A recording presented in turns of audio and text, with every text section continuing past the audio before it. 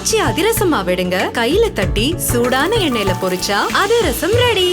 தீபாவளி கொண்டாட சொந்த ஊர் செல்லும் வடமாநில தொழிலாளர்கள் திருப்பூர் ரயில் நிலையத்தில் முண்டியடித்துக் கொண்டு ரயிலில் இருக்கைகளை பிடித்தனர்.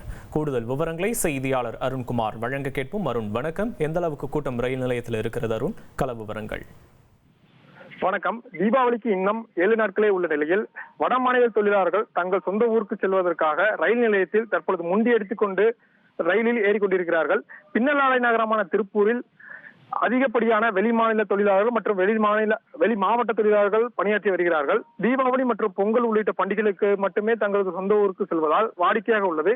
தீபாவளிக்கு இன்னும் 7 நாட்களே உள்ள நிலையில் நடப்பாண்டில் பெரும்பாலான பின்னலாடை நிறுவனங்களில் அனைவருக்குமே தீபாவளி போனஸ் வழங்கப்பட்டுள்ள நிலையில் பண்டிகையை கொண்டாட சொந்த ஊருக்கு செல்ல தொழிலாளர்கள் முனைப்பு காட்டி வருகிறார்கள். இதனால் திருப்பூர் ரயில் நிலையத்தில் ஏராளமான புலம்பெயர் தொழிலாளர்கள் குவிந்து வருகிறார்கள்.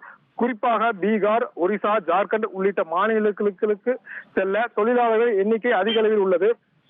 கேரள மாநிலம் அழைப்பில் இருந்து ஜார்க்கண்ட் மாநிலம் தன்பாத் வரை செல்லும் ரயிலில் செல்வதற்கு ரயில் நிலையத்தில் கட்டுக்கடங்காத கூட்டம் குவிந்து வருகிறது. அது மட்டுமின்றி பிலாஸ்பூர் வரை செல்லும் ரயிலில் செல்வதற்கு ஏராளமான வடமாநில தொழிலாளர்கள் காத்திருந்தனர். இதற்கிடையே ரயிலில் வந்தவுடன் இடம் பிடிப்பதற்காக ரயில் ஜன்னல் வழியாக ஏறி உள்ளே குறித்து சிலர் இடத்தை பிடித்தனர். இதற்கிடையே பிலாஸ்பூர் செல்லும் ரயில் வந்த பயணி ஒருவர் திடீரென மாரடைப்பு ஏற்பட்டதால் உடனடியாக ரயில்வே போலீசார் அவர் ஸ்ட்ரெச்சர் மூலம் திருப்பூர் அரசு மருத்துவமனைக்கு அனுப்பி வைத்தனர். மேலும் திருப்பூர் ரயில் நிலையத்தில் கூட்டத்தை கட்டுப்படுத்த 50க்கும் மேற்பட்ட ரயில்வே போலீசார் பாதுகாப்பு பணியில் ஈடுபட்டுள்ளனர். விவரங்களுக்கு நன்றி அருண்குமார். ஆச்சி அதிரசமா விடுங்க, கையில தட்டி சூடான எண்ணெயில பொரிச்சா அதிரசம் ரெடி.